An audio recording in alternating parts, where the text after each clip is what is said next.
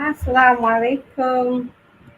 Welcome to another episode of our Ramadan Accountability series for the year 2024, which is the sixth edition of the series.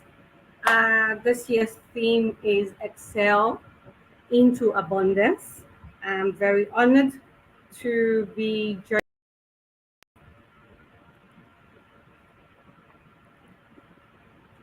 Ta-da!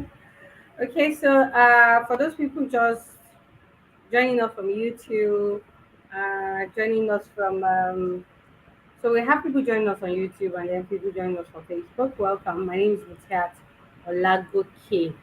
I am the convener of the Muslima Speaks tribe. I'm not the only person that's been on this series. Every day in the last couple of weeks, we've had someone talk.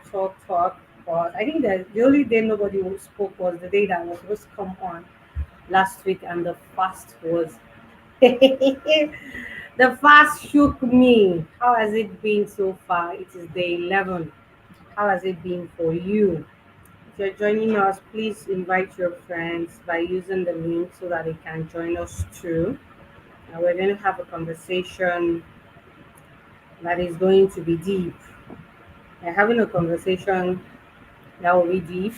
As always, here we'll talk about tawakkul, we talk about Islam, we talk about self mastery, we talk about you and how you can be better.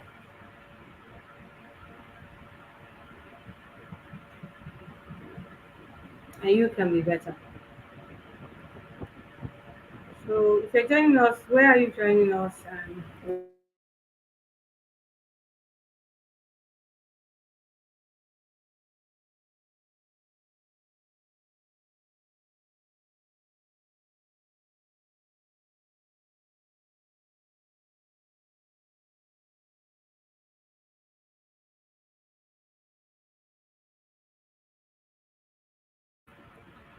okay, I see there are people here. So if you are joining me, where are you joining me from? I'm here live from Lagos, Nigeria, in Ikeja. Where are you joining me from? Where are you listening in from? Today's topic is not so different from some of the things I've talked about, but I think that there's a need for us to emphasize it. There's a need for us to emphasize this over and over because the Rasul Sallallahu said that a reminder always benefits the believer. And so there may not be things that I'm going to say today that will be new to you. However, we must remind ourselves, especially in the month of Ramadan. I have somebody watching from Ilori, Connecticut in USA. Oh, mashallah. Thank you so much for joining me. Sir, I think the three of us are good to go. The three of us are good. We are representing part of the words that matter. Ilorin, Lagos, and Connecticut. Every other person that did not join us, we leave them alone. So the topic is the power of positive perception in worship, and to translate that to mean the power of positive mindset because your perception is part of your mindset. And what's perception? What's the definition of perception? I think a layman definition is what's the definition? A layman definition of perception will be. I hope you can hear me well. A layman perception or a layman definition of perception will be the way that you look at the world. The way that you look at the world. Please give me a minute.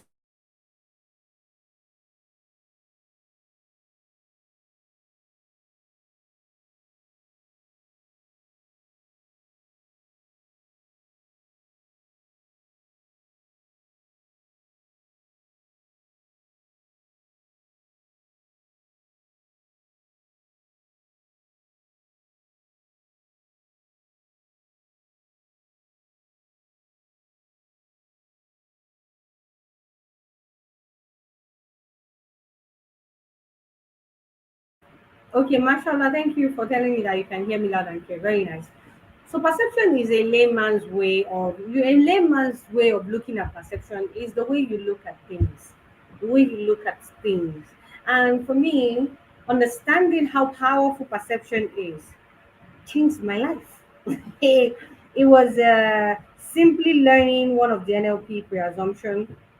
which says that nothing has meaning except the meaning you give to it.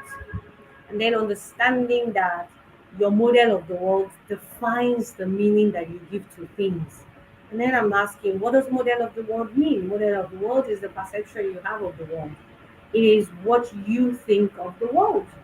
And there's a fan in front of me. I hope it's not affecting the sound of it. Let me get someone to put it up for me.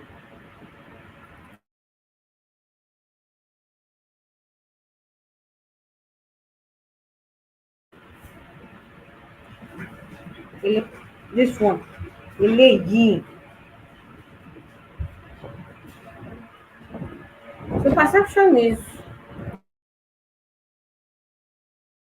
So perception is the way that you look at things. And so the power of positive perception in worship. What is the role of it that it has so much power? And that's what we're going to talk about today, inshallah. How does it affect your worship? As Muslims, I mean, by now, if you've been on MST for long, you know how powerful your mindset is, how powerful your mind is. Our mind is everything. I mean, we like to say a lot of things. There are different names for it in Islam. Your nerves.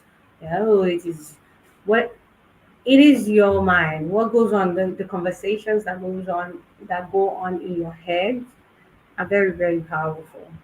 And it is key that you understand how the way that you look at things. If you have some people that, if you have some in your friend circle, how do you when there's an issue, are you one that is always saying the opposite to everyone, or you are one that goes along with everyone because you don't like wahala, or you're the one that always come up with a creative idea, or the way that you look at something really defines you? Because people, there are some people you will meet and they will say, Muti is coming, she's coming to scatter the thing. All the thing will stop, you will see. Well, I'm not that person. In my own friendship group, I'm the creative one. I know I would I say I'm the creative one. I'm the smart one who will look at it objectively. Now that is not actually a compliment all the time, because sometimes I will look at it objectively, barring of emotions. Because when you look at things objectively, you need to balance it with some empathy. And for people who are very objective, empathy can be missing sometimes. And so today we're talking about positive perception. And this is particularly important because Nigerians will tell you, I mean, if you're Nigerian, majority of our audience are from Nigerian descendants. Nigerians, I'm going to say Nigerians because I know Nigeria, I know Nigerians. Nigerians will tell you, I'm just being realistic. But what they most times when they say they're being realistic, they are mostly being pessimistic. They are mostly being pessimistic. Oftentimes they are being negative. You want to start something. If you want to know how negative your family people is, try to start a business. And everybody will give you a reason why you shouldn't do it because it will fail.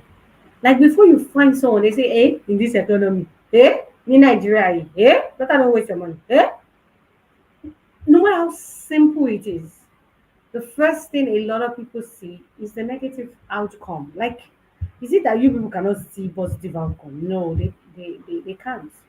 It feels like they can't because they cannot. You are like, can't you not see it? They can't see it because their perspective of the world, their perception of the world is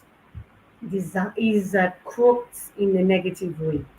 While is it crooked? Is the word crooked has been wired negative. And how did they learn this? They learned it, or we learned it. I can't say we, me, have unlearned it. Uh, they learned it from they learned it from, okay, don't be too optimistic so that in case it doesn't happen you won't be disappointed. So a lot of times the negative perception, the realistic, and the pessimism are actually trauma responses. And the unfortunate thing about it is that many of those responses are actually acquired from other people's stories. It's one thing for you meet someone and you're like, Oh, I'm so scared. My relationship may not work. And you're asking, why do you think so? How many relationships have you been that didn't work? This is my first one. So why are you scared it will work? Because I've heard a lot of breakfast stories. You heard. It is not even your own story. Some of them, they are your mother's story. Some of them are your sister's story. Ah, what my sister went to, I cannot let it happen to me. Oh, I must stay guarded. Stay guarded for what? And then you find an amazing human being who doesn't need you to be guarded. The guy is literally here for you to protect you. He too is coming from a place where he has to learn that protecting a woman is important. But you're not going to let him because no, you must take guarded. Somebody has broken your sister's heart and you don't want it for yourself. And how does that apply to worship? Because we're talking about worship here, right? Because we're talking about worship.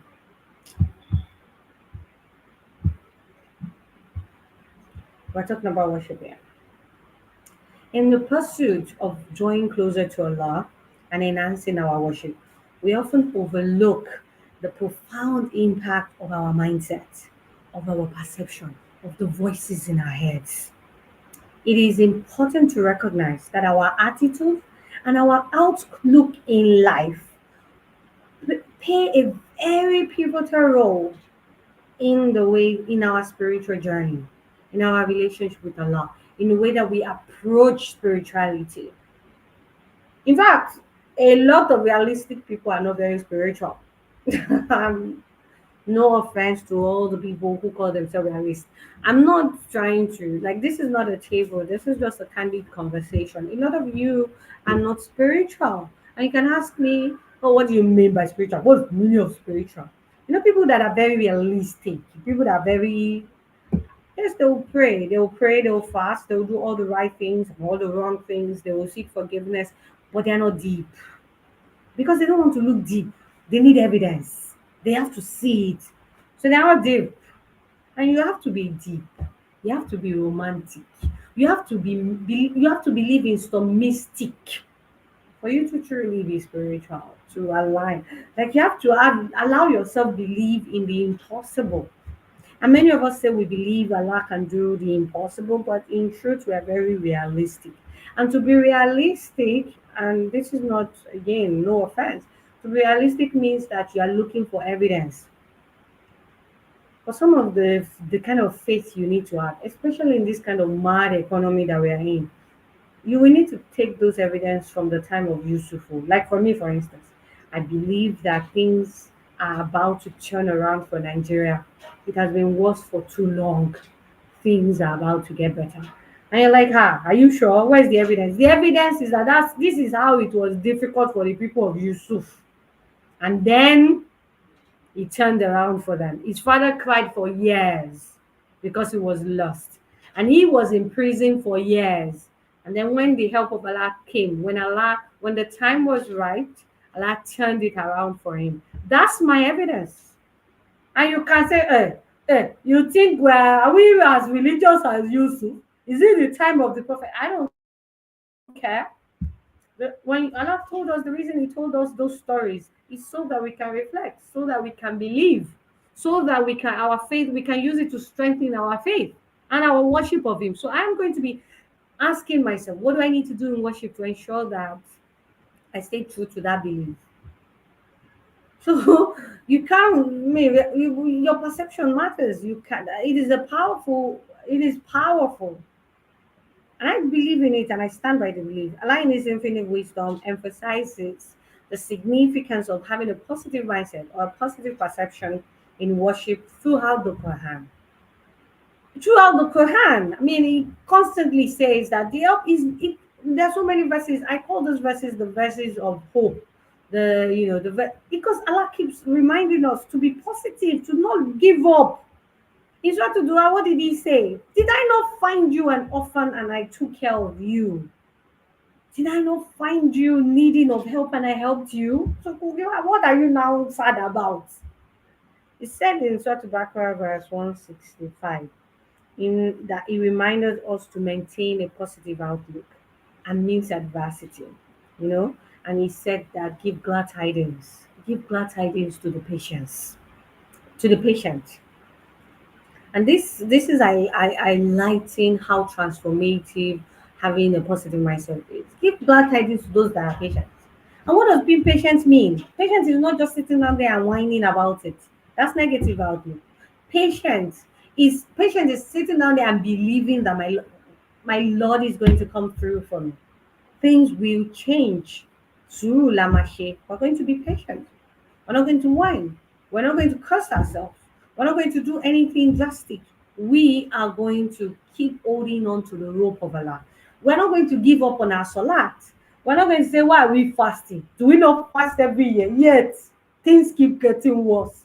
Are we not praying every year? Yet, is it not the same God that we're worshiping with people in Saudi Arabia and their lives are easier? It's the same God. It is the same God that Palestinians are worshiping. The people, the Muslims in Ukraine are worshiping the same God. I mean, the Muslims in Haiti are worshiping the same God. The people of old who have died from injustice were Muslims and they worship the same God. The companions of Rasul who died in the hands of the Kufar were worship the same God. But till their last breath, they were resolute in worship, in their belief, because they had a positive mindset. And part of having a positive mindset is when Allah reminds us the life of this world, the life of the hereafter is better than the life of this world.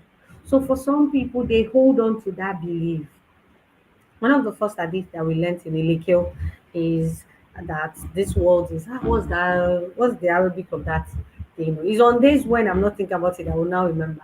Is that hadith that says this world is like paradise to the unbelievers and it is a prison for the believers. It's one of the first hadith that we learned as kids in madrasa. And it is something, in fact, I still told myself that thing. Was it yesterday or in the morning? I was laying in bed and I was thinking about something that I'm finding difficult. No, it wasn't Tajud today. I was thinking about some things and it was regarding social media and some of the challenges I was having. And I was like, I know that the word of this world is not even close to the accurate that you want to give us. But you said you shall give us and we shall be well pleased. Efe me now. Give me now. Give me too. Let me to go viral. Let me to be popular. I just said prayer back on. So when Allah says you give glad tidings, He wants us to the patient, to those people who continue to be positive despite what they are going through. It is just highlighting how important optimism and patience is in worship. It enables us to be steadfast. See, you can't be realistic and you will not be doubtful.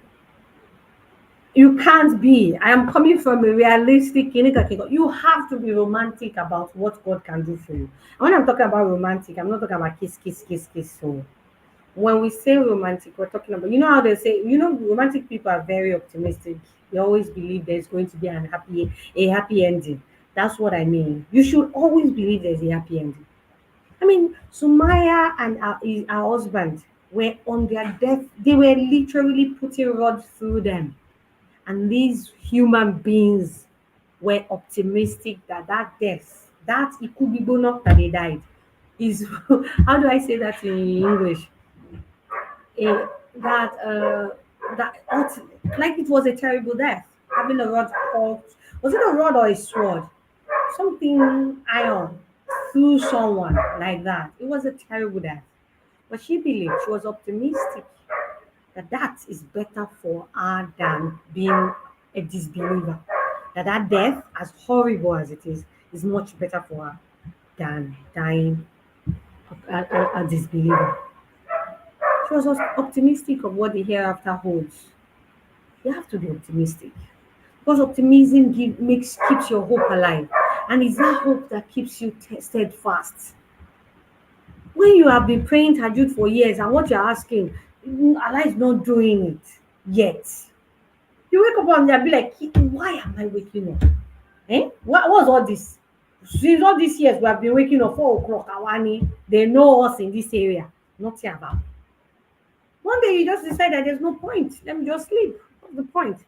And I have no family members and I know friends and people that have gotten to that extreme. Like, and it is a mind problem. It is some illness of the mind. They are depressed and tired. And oftentimes, when you see someone doing the opposite of what they believe in, or what they used to believe in, or what they used to stand for, you need to be worried about the person. Most times, when we see it, will be like, this person backslided. Oh, this person, oh, what she did is wrong. And next thing, all of you are going to her house to go and be abusing her. Not abuse, you are going there to advise her. You're going there to say, no, that's not, you're judging her, you're criticizing her. What she needs is help. If someone used to pray 5 times daily and then they stopped because Allah keeps trying them and you are there criticizing them, criticism is not what she needs. This person may be depressed, they need help. What you need is to help them build optimism again because they've lost it. And when you've lost the optimism for life, when you have lost the hope, there's nothing much left. It will affect your worship. It will Now saying, were you not sincere with God? Check your sincerity. If you're really sincere with God, you will not let. Is it because Allah is telling you not left alone? It's not easy to say that. The mind is so fragile and it is so powerful. And when it is broken, and Allah, sometimes you forget that you have more strength. Allah will not put anybody on you that is bigger than you. This is a promise from Allah, but sometimes you will forget because sometimes we get overwhelmed. And if we don't practice optimism, if we don't move, there's just so many things you need to do that will help you. If you don't do those things, you may lose your mind. One of the most profound teaching of the Rasul Islam is his emphasis on the importance of intentions. And that's also again coming to mind because your intention, you don't have to announce it out. It's something that is in your mind. And he says that actions are judged by intentions. So each person will have what he has intended. And this also outlines how much your perception, how important your perception is. So if your intention is, "Oh, let's shall do it like that. We cuckoo don't know if it will work, but let's shall pray like that." Ah, you can't pray like that. You cannot. You must not pray like that. God, you must believe. You must have your king. It is key that you have your king. It is important that you must not pray like that. Pray like that. What kind of intention is that one? Your intention must be positive, and your intention will not be positive if your mind is not positive. Am I are you with me? Am I making sense? Is any question coming up? Can you relate? Please try to engage.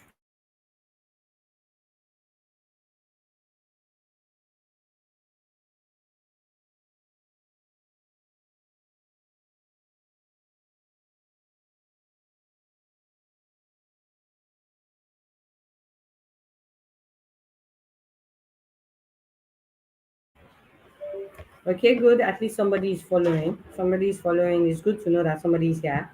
Mashallah. The Rasul Islam also said, and this is a very beautiful, beautiful hadith. I'm not going to paraphrase it, so I have to read it as he said. Amazing is the affair of the believer.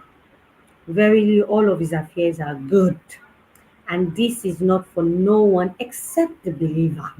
So when I meet people who are always ranting, people who are always just that's their level of faith. And I used to be a ranter too, and wallahi, that was my level of tawakkul. That was my level of faith. And this particular line, and there was, when you read that line, it said, this is, he said, verily, all of his affairs are good. And this is not for no one. It's not for anyone except the believer. Because it will show, check your mind, how positive are you? It will affect everything you do. Even if you are one, some people, they are very diligent in praying. 8 rakats before Zoo, they've never missed it in 10 years. But they are the first person to abuse the president. They are the first person to say, can this country be good? If something good befalls him, he is grateful, and that is good for him. If something harmful befalls him, he is patient, and that is good for him. And this is a hadith from Sahih Muslim.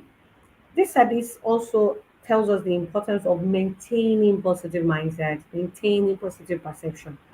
That no matter what, see, one of the ways that I'm able to live by this hadith is after I did, there's a we're all student of knowledge. I did a reading about how Allah always does good. Alaikum salam, Sister Nafisa. Thank you for joining us. Allah always does good. And I had to learn it that every single good, bad, ugly thing that comes to you is good for you. It took me a long time to accept it. And I say, is Allah good? You know how, the other faith will say God is good all the time. And when you now ask them, what about when bad things happen? And they'll say, that's not God. And for us as Muslims, we don't say God is good. We say that God will try you. And it's always, when you're going to try, it's always hard to sit with that. Until I learned that God is good all the time. When something bad happened to you, it is still God and it is good. And what I learned is that Allah will only permit something to happen to you if there's goodness in it for you. And that's how I'm able to live with this. When Rasul Sallallahu said, when goodness happens to him, he is grateful. When harm comes to him, he is patient because that's what Allah says. Ista'inu bisabri, seek help in patience and prayer. He is patient because he knows that this will pass, because he knows that Allah will not permit this to happen to him unless there is good in it, and there's usually good in it.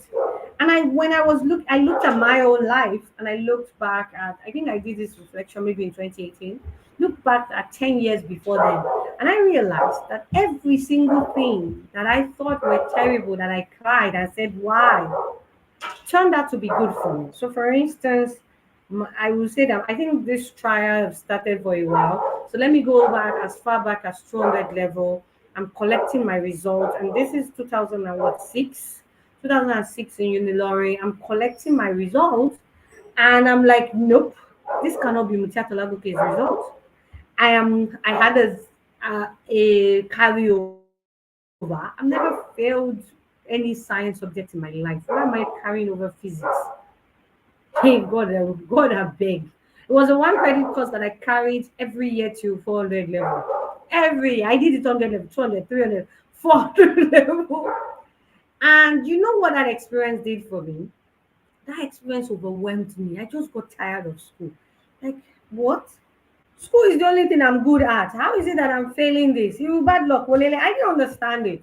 Of course, it was when I got to business school in 2013 that I realized why I failed those courses and I didn't do as well as I thought I would do in uni. It wasn't because I wasn't smart or intelligent, but I was overwhelmed by school. The learning experience was different from the way that I learned. The way that I learned was different. I was using other people's timetable to read and to show up for myself. In 4 years of uni, I was not reading or studying to meet my own I'm a social learner, but I was doing solo learner like one of my best friends. I wasn't reading in accordance to my own learning. What do we call it? Learning. There's a name for it in education. I didn't know until I was sitting down in a class in VI, and I was enjoying it. And I was one of the brightest people in class, and everybody was hailing me. And I was enjoying it, and I was like, why didn't they used to teach us like this in Illinois? And it occurred to me that was why I banked. Anyways, because I didn't do so well, I had to start a self-discovery journey to solve the problem because I was tired. And the self-discovery journey led me to realizing that I loved writing. I don't understand why I was doing microbiology. But biology was easy for me, so I could do that in my sleep. So I loved writing. I thought, you know what? I'm not getting as much joy from just reading, go to class, read, go to class. I'm just going to go back to writing. And then I started writing. I finished my first book at 19. I joined the editorial team that same semester. I think within that week, while I was saying I want to go back to writing, one of my friends met me from nowhere. Just said, Auntie, Shebi, you used to write in your remedial days. Come and join the editorial team now because what you seek is seeking you. I did not call out. She just came. I think I saw her on the way. Or I went to her hostel. And then she said, don't you write again? And it was the same week I was thinking about, I think I should go back to writing. Allah Akbar. And because I banged, because if I had gotten here, I would say, no, I don't want to write, or I want to focus. So I went to writing, joined the editorial team. From editorial team, I started to write my book, finish my book. Because of that, One of my friends told me when I go to NYC, I should just join the media team. I joined the media team. I was part of the camp radio. Because I was part of the camp radio, I was part of the editorial team in NYC in the capital. I was interning with the newspaper. Because of that, I started my children magazine. Because of that, I started Egret Media. Because of that, this group exists. So this group exists because I failed. I banged a physics course because I got two, I be something in 200 level. That's why this group exists. Everything I've done since that time exists because of that setback and the setback before it that led me on this path. And so when I looked back, I realized that even when I think these things are not working for me, they are actually working in my favor. And a Muslim must believe that. Don't look back in regret. A Muslim must look back in appreciation of how, in fact, when I was looking back, I was actually looking back in regret. And then I started a gratitude challenge that made me look back, and I was looking back and piecing I was piecing everything together, piecing it together, and I realized that the road here was predestined, and there's nothing I can go back to undo at the back. And the thing is that in every setback, there's a goodness leading me, leading me, leading me. Let me give you another example. How did I start wearing the full hijab? I started to wear the full hijab because I started MST, and I started to wear the full hijab because I wasn't married 10 years ago, and I lived in the place I was living in started to become uncomfortable for me. It was uncomfortable, and I was frustrated to my wit. Of course, I wasn't going to marry just anybody just because I wanted to escape a place. So one of my friends who wear the full hijab and then the cop said, if you're not enjoying, I was helping her do some project at the time. And then she said, why do you want to go? Should be already frustrated there. Be living here now. And that's how I started to live with people who wear the full hijab. And in the first 2 years I was there, I wasn't moved by to wear the full hijab, but I always see them. I see, I'm right in their middle, so I could see them wearing the full hijab. I see the culture, I see the beauty. I every day I get to learn about it. Nobody was forcing me, nobody judged me, and that was something that I liked. I liked the fact that they were all my friends. They loved me, Lila. They didn't, and then about a year after I stopped wearing skirts, I stopped wearing tights and all the jeans with the long gown. I just decided, you know what, this year it's only gowns I'll start wearing. So, because I was right in the middle of people who were modest, I could see it. And the truth is that if I had not felt frustrated where I lived before that, I wouldn't have lived there, and I may not have been wearing the hijab now. Now, even though I still didn't wear the hijab, I was wearing the gown. And then I started at MST, and I realized that people were not coming to class because I was moving with the Alusuna group, but some of them didn't trust me, or their husbands didn't trust me because I was still wearing Ankara. So I told myself that me that I'm already wearing gown. What's there in now wearing abaya and putting my scarf on it? In fact, when I bought my first abaya, I didn't know that I could not be wearing my pattern scarf on it. I thought I would just buy a abaya and I'll be using my pattern scarf. That's how they told me, no, you cannot wear any pattern. I cannot wear any pattern. What is my five pattern scarves? And I had some very lovely pattern scarves that people got from me from abroad. So it has to be plain. Me more, I've already invested in the abaya. So initially I did it because I wanted to. I was already in it. All my friends were wearing. I was the only one looking odd. So I bought the first couple of. In fact, the abaya, I said no, I can't wear kimono. I can't wear kimono. I still go to official places. I cannot wear kimono to official places. And so I'm going to do two pieces. I'm like, maybe two pieces fit. Give me the conditions of the job, and they gave me all the conditions. I'm like, give me the two piece fit it. Give me the two piece. And so I bought the first abaya, and they told me I had to go and buy plain scarf. So I got someone who would do.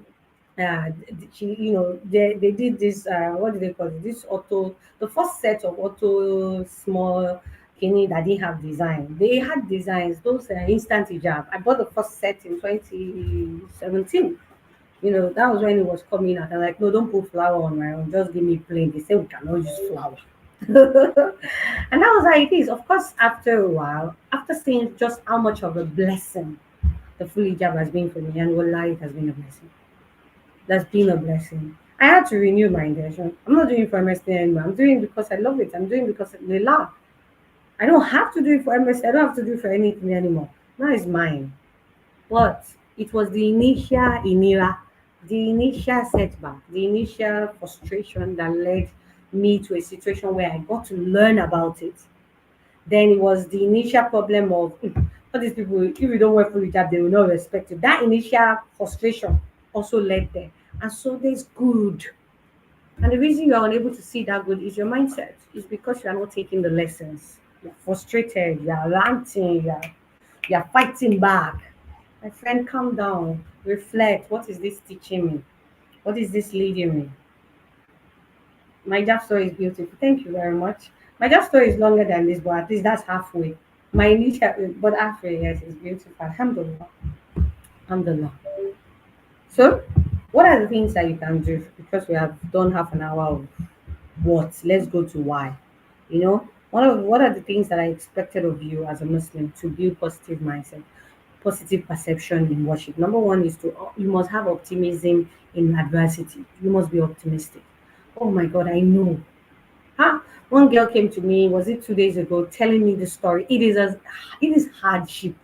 Hardship in capital letter. But I could relate to a hardship. And I know that the only thing that got me here is to never lose hope, is to not to lose. In adversity, you must believe that the turning point is soon. And that's what I told her. I said, if I give you 1 million, if anybody gives you 1 million right now, you continue to suffer this hardship. There's a lesson that you need to learn. And for me, I think the first lesson is to be optimistic. Stop ranting to people that your life is over. There are people who have it worse than you. But forget about those people who have it worse than you. Focus on you. There is goodness in this. There's something that faith wants you to learn. There's a character. In fact, that's the most important thing. There's a character that you need to build. One of my friends reported something that happened in our son's school yesterday. And when I looked at the story, everybody's like, oh, let us go and para for them. When I looked at that story, the boy was beaten, he was innocent, but he was beaten wrong. When I read it and I said, we're not taking anything away, forget fighting. What we need to take away is we need to teach this child that it is not enough to be innocent. It is not enough to be brilliant, to be good. You must also be diplomatic in the way that you communicate. You must also listen to context. You must listen. Don't use words that are not effective. You must. And that's a lesson he needs to learn. And I said, and I'm going to go and tell her again, he needs to learn that lesson now. If not, he will continue to have that trial every year. It will not be like, what's the point of being brilliant? If they were always, what's the point of even being good? The point of being good is to also remember that a Muslim is not beaten from the same hole twice. So when a Muslim experience a certain adversity, you want to learn what can I do to avoid this? What resources do I have? What is the lesson I must learn to ensure that I never come here again? So you must understand that every adversity has goodness for you. The lesson may not be relevant to you right now. It may be 10 years from now, in a position that you will be, that you will look back at that lesson and be like, there are things that I use now that I learned in 2010. There are things that when I was learning them in 2018, I didn't know how important they were until 2024. There are classes I've been taking since 2019 that they're just making sense in some of the experiences I'm having in 2024. The experiences you are having, they're not for nothing. Allah will never put you in any situation that there's no good. The good may be you need that experience to buff, to buckle up. You need the experience to build grit. Not everybody wants to be rich overnight, but richness, wealth, is a very heavy responsibility. You know what it means to be wealthy? It's not that you just have money to be spending for yourself. No, you know that as a Muslim, that money is for everybody, in the very least. In the very least. In the very least, there's a percentage of that money that is for the poor people around you, in the very least. The next thing is to be sincere in your intention. You must be sincere in your intention. When everything was good for you, you were good to Allah. So now that things are turning, you need to also believe that it is still Allah. I mean, the Rasul Sallam said that patience is in the first strike of calamity. And it is a story of a woman who lost her son and was by the graveyard, and she was wailing and crying. And the Rasul Sallam was passing by, and he was greeting her, and she didn't answer, leave me alone, leave me alone, leave me alone, She was sad. And when he left and she calmed down, somebody said, Ebaraje, you really, really, you wailed though. So bad that when the Rasul Sallam passed and he greeted you, you didn't answer him. And she said it's a lie. When? He said, you didn't answer him. He said, no, I didn't see him. So she ran to the Rasul Sallallahu Alaihi Wasallam and said, Ya Rasul, I'm so sorry for the other time. I did not see you. And the Rasul Sallallahu told her that patience is in the first strike of calamity. No, you should have seen me. Yes, you were sad.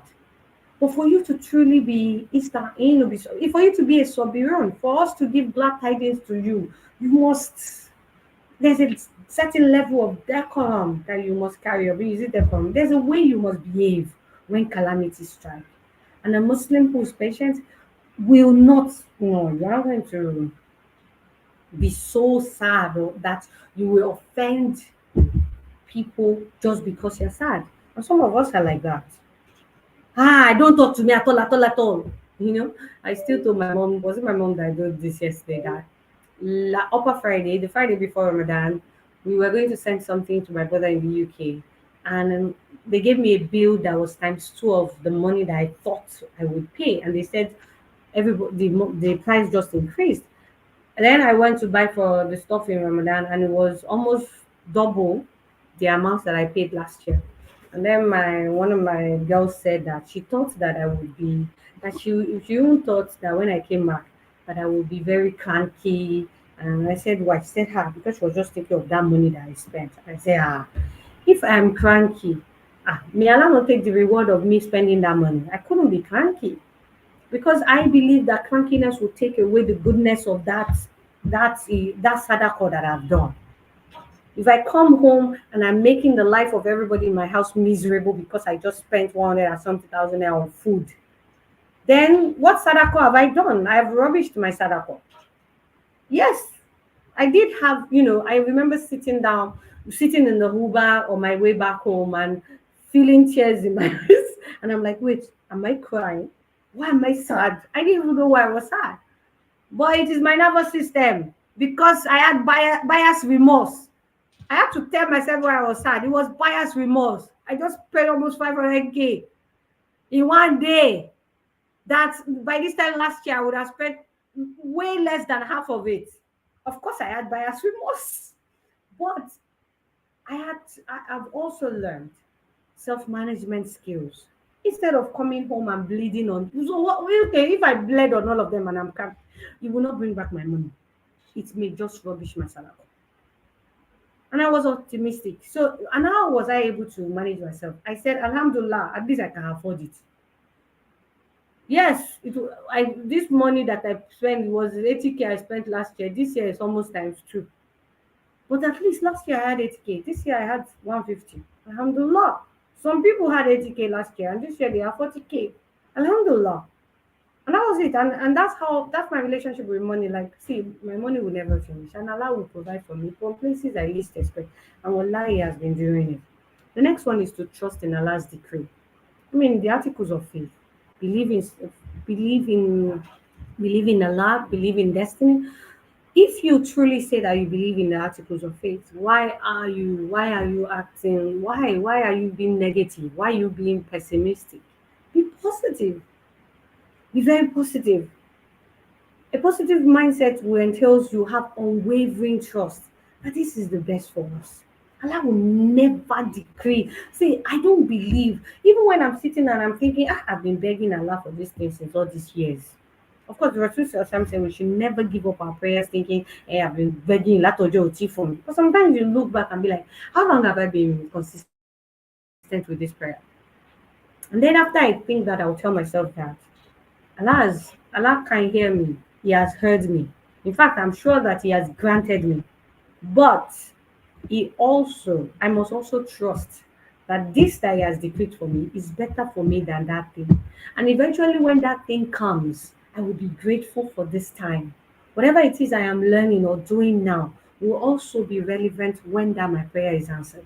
You must trust that there is goodness in it for you. And that's where the amazing is the affairs of the believers. And lastly, gratitude and contentment.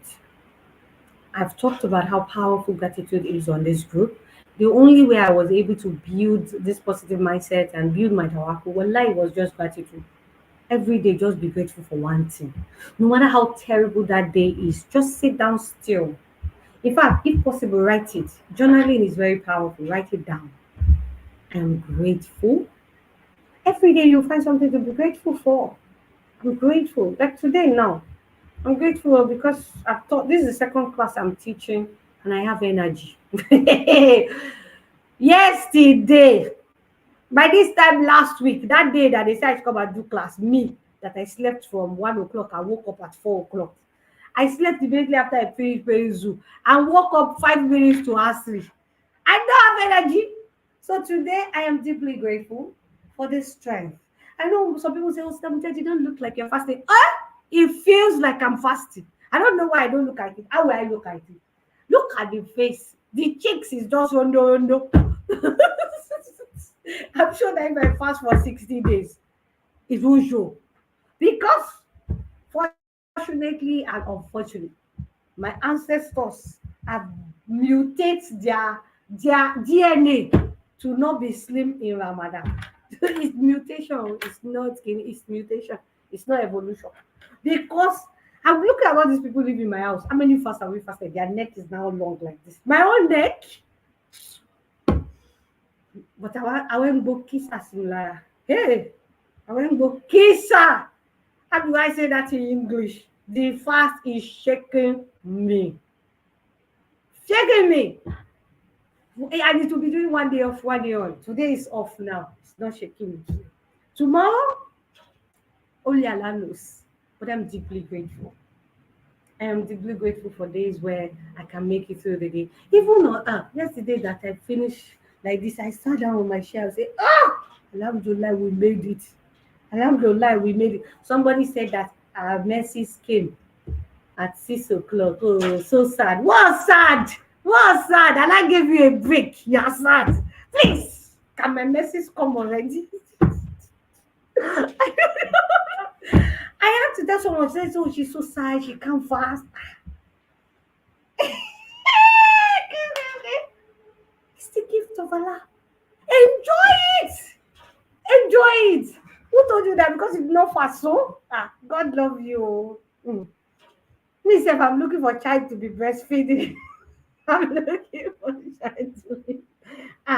When some of us are here begging Allah that by this time next year, like this business, a bit of be breastfeeding, I will be paying fidya. If you people like be doing fatwa on my head, I'm already planning to be paying fidya. And I gave you a break. You are saying you are sad. Why are you so sad? And I had to tell this woman that you are sad that you saw your menses. Do you know how important the menstrual cycle is to a woman's health? And I'm not talking about fertility. Your general health, your hormonal health, your physical health, even your digestion, and your have you not noticed during before when you're on ovulation, you are a little bit you have a you have me, I usually have it, and I'm sure that it's really for the average person. You have constipation, and then when the menses come, your whole bowel will be loose and you'll be able to go to toilet easier than before. The circle is so important to our health that I think that some of us curse ourselves with this thing. And it's only in Ramadan that you people like to curse yourself. Why? Because you will pay back the fast. Is it not better to repay back the fast at your own pace than this one that fasting will be shaking or shaking? Allah now said that because our wala we are doing is too much. He was going to give us 1 week break during Ramadan. You people are vexing. Better be grateful. Be contented with your lot in life. Be contented with your lot in life. A positive perception of life cultivates gratitude and contentment. Allah said that what if you are grateful, and that's what we bring verse 7, I will surely increase you in favor. It will increase you in favor. Me, every time I see my own message like this, I'm grateful because when you are entering your late 30s like this, message will start doing as if you will be doing cocoa. Especially when they forced me to go and take that COVID vaccine that I shouldn't have taken. Everything just scattered. I used to do Shada Shukwa when I see my own messages every month because now I understand how important it is to my life, how important it is to my health. And that's what trial does. I've never experienced it before. My message is 28 days on the clock. I don't understand all of you that are doing 30 days, or all of you that know it's 23 this week. I didn't know it.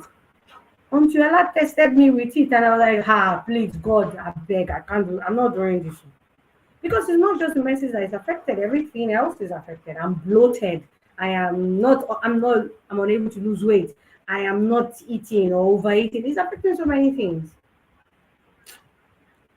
Expressing gratitude for blessings bestowed upon us. And no matter how hard this country is, wallahi, don't say that Allah has not blessed you this week. Impossible. But we are always very one directional. We only focus on one thing. People don't think, you think the favors in life are just the big things, the marriage, the children, their graduation, their marriage. Everything is a favor. The fact that people are losing their jobs in this economy, you still have your own, is a favor. But you will be saying, what do I have the money for? I don't have children to spend them on. All the elementary that are living in your street, are they not kids? Yes, I know it's a delight to spend it on your own children. But why you wait for your children? Why you wait? There are children to spend it on. There are nieces and nephews. They're your children too. My grandmother is still alive at 99 or even 100 and something. Allah knows. At least our official age is 99. Who is taking care of her? Our grandchildren, not our own children. In fact, those grandchildren taking care of my grandmother, their mothers are late. So which one are you saying that you don't have this? Everything you have is a blessing. Be grateful. In conclusion, positive perception is very powerful in worship, and it cannot be overstated. By embracing optimism, sincerity, trusting Allah, and gratitude and contentment, we can unlock the transformational potential of our faith in Allah.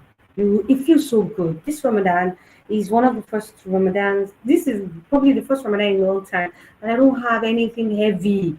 And I've been enjoying myself. The way that I've been enjoying the Quran. And it's not like I still don't have those problems that I have last year. I still have them. Some of them have gone, some of them are still here. But the difference is that I am entering this Ramadan with so much lightheartedness, from positivity. I believe that Allah will do it. The one that He has not done, He will do it. The one He hasn't done, it's not relevant in this moment. He will do it. That positiveness is why my light is out. In fact, my gratitude for 2 days ago was just sitting and I was smiling on my prayer in my prayer corner, and I was saying, it feels so good to enjoy. And I miss the way that I used to enjoy the Quran, the way that I used to enjoy Tajud, the way that, like, I'm spending just 10-15 minutes in Tajud and I am contented. Last year, I would spend 1 hour. I will still get up and still be feeling heavy. This year, I am doing more. Unlike that last year that I was feeling spiritual, I'm doing more. I'm praying all my nawafil this year. I'm consistent with my Quran this year. My dhikr is consistent this year, compared to all the years that my heart has been heavy and I had negative perception of Allah. So alhamdulillah, I am deeply grateful, and I enjoy you to also try it. Let us strive to cultivate a positive outlook in our worship, join inspirations of the teaching of the Quran and Sunnah. I pray that Allah eases it for us and accept all our good deeds. May Allah ease tranquility for us. May Allah ease positivity for us. If you don't feel positive, it's okay to pray about it. Pray. Pray. I'm sure if you read many of the Atkar, morning and evening Atkar, you will find one or two that is talking about negative. I mean, there's one about being sad and death. Pray. Just pray about it. Allah is it for us, and that's it for me today. It's been almost an hour for being there with you. Thank you so much for your attention. See you. Barakallah. Assalamu alaikum.